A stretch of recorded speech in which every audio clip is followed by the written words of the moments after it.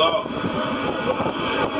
In the name of Allah, the Beneficent, the Most Merciful, I bear witness that there is no God but Allah, and I bear witness that Muhammad is the servant and messenger. I greet you.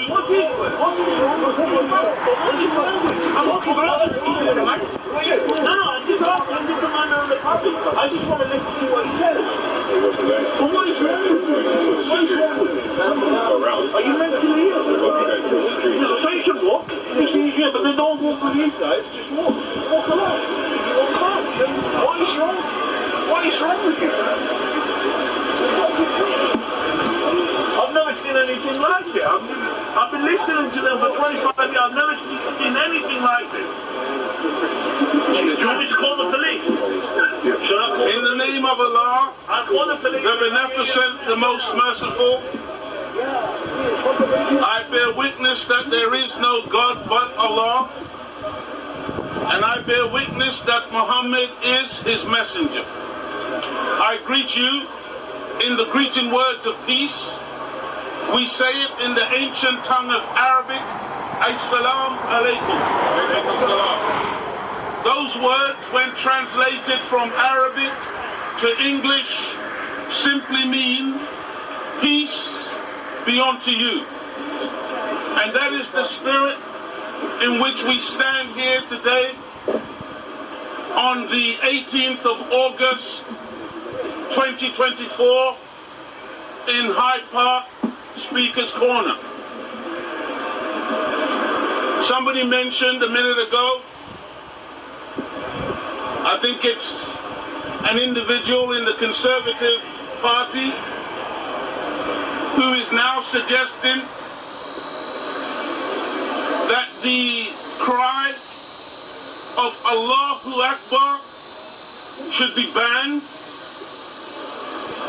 and that shows you the type of world in which we now live, where there is an attempt to prevent a human being from saying that God is great. In English, man. In other words, we now live in a satanic dominated world where the word of God or the name of God should not be mentioned. Well, I have to tell you that if they do intend to ban Allahu Akbar, they will certainly not ban the Nation of Islam from saying Allahu Akbar. That's right. They would have to imprison all of us. They would have to kill all of us.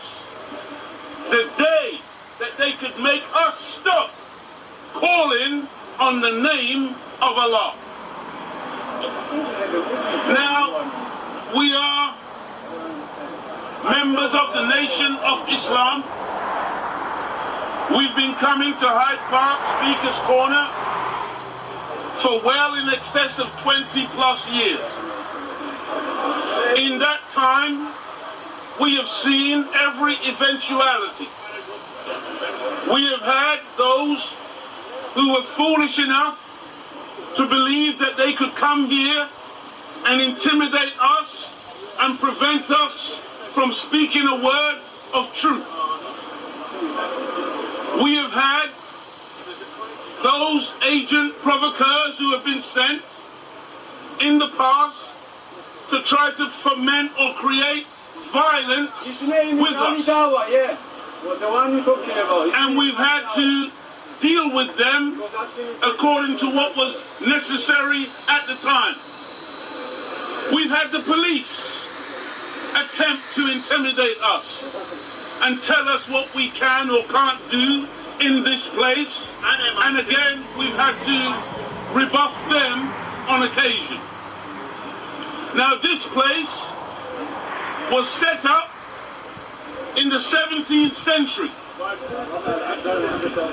by wise British rulers who wanted to prevent a popular revolution of the people. Don't forget to say that was a Christian ruler. And so they set this place up. By the way, this used to be a place of execution back in the day. But they set this place up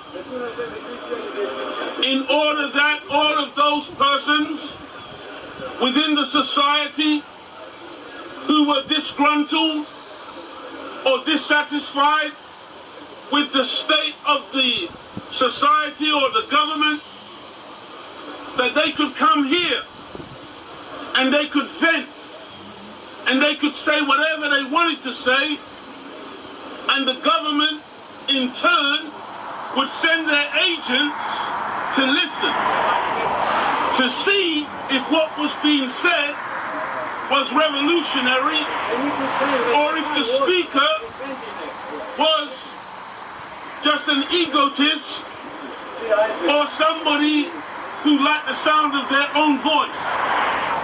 And that way the government could manage any dissension that was in the society and ward off a popular revolution of the people. Very, very wise rulers. Now,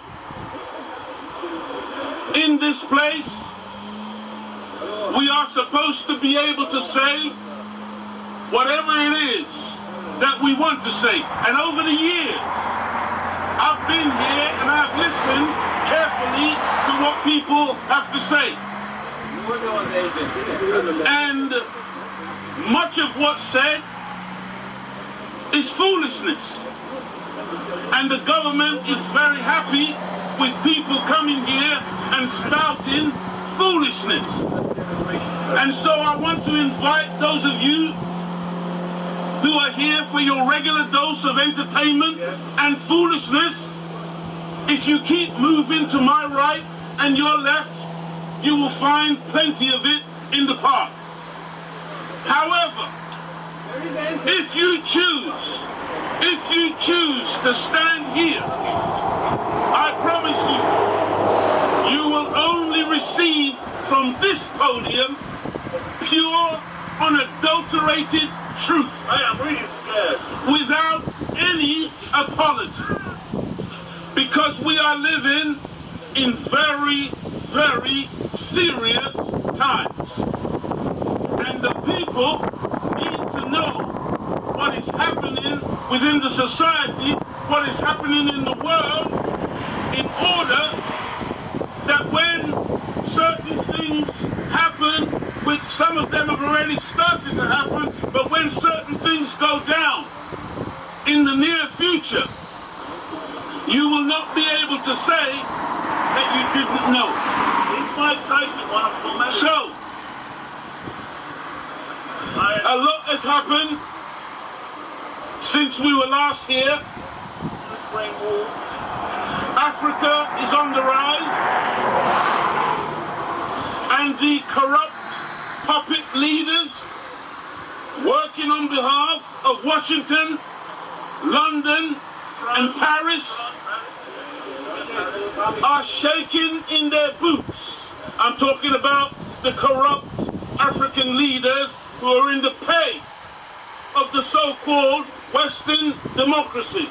Now they're taking the Chinese. Because one young lion has woken up in the nation that they call Burkina Faso. And among the masses of our long-suffering people on the African continent, they have seen and they have heard this young lion. And now the masses are also standing up and throwing off the colonial system that has kept African people and the African continent underdeveloped, impoverished, and downtrodden for centuries. What about the monkeypox?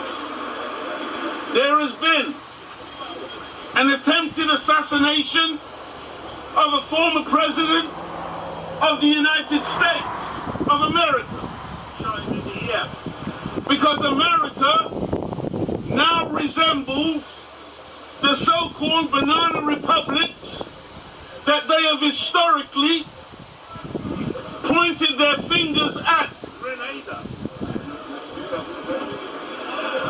where they say that these banana republics, instead of democratically beating their political opponents at the ballot box, they kill them by gunning them down in the streets or at a political rally. We have been also witnessing the live streaming of a genocide fully backed and supported by most, if not all, Western governments and their media.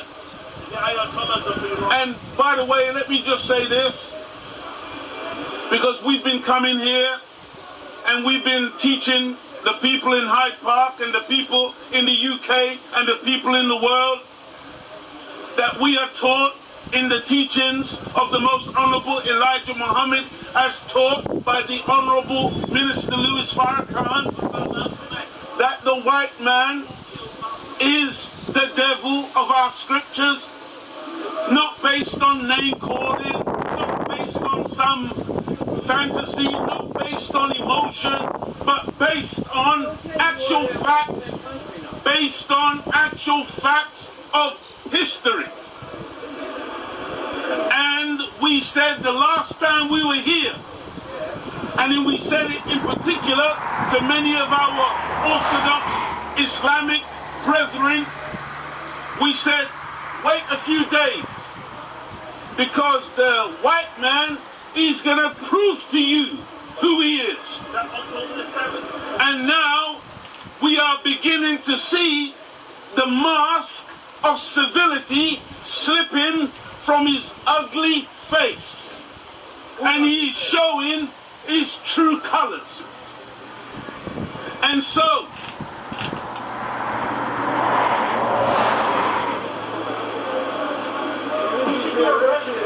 this live streaming of a genocide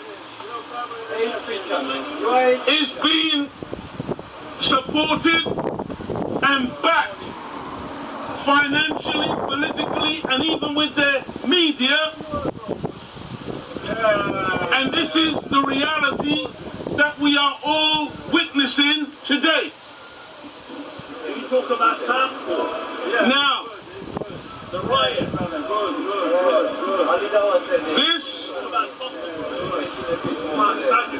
This is just a little aside that I want to say.